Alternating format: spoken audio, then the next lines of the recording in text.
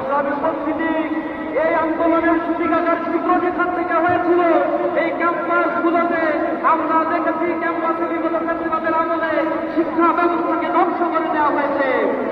শিক্ষা সংস্কার কমিশন গঠনের জন্য আমরা আহ্বান জানাচ্ছি।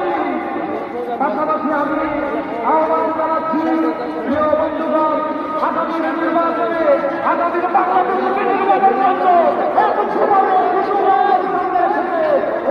যেন আমরা খেলায় খেলায় না হয়। যদি রসুলের কথায় বলতে চাই, তুমি গণতন্ত্রের কান্তার বড় মন্ত্রিত হবে আগামী হিসেবে ছাত্রীরা হুঁশিয়ার। আমাদের সমাজ থেকে দৃঢ় কদমে আগামী বাংলাদেশকে গড়ে তোলার জন্য সর্বশক্তি বিনিয়োগ করতে হবে। সবাইকে সংগ্রাম আহ্বান জানিয়ে আমার কথা শেষ করছি। আসসালামু আলাইকুম ওয়া রাহমাতুল্লাহি ওয়া বারাকাতুহু।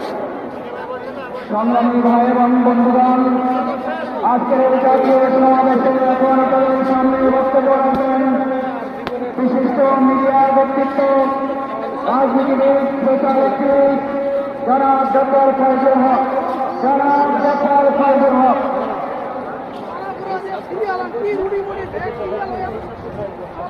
বিসমিল্লাহির রহমানির রহিম।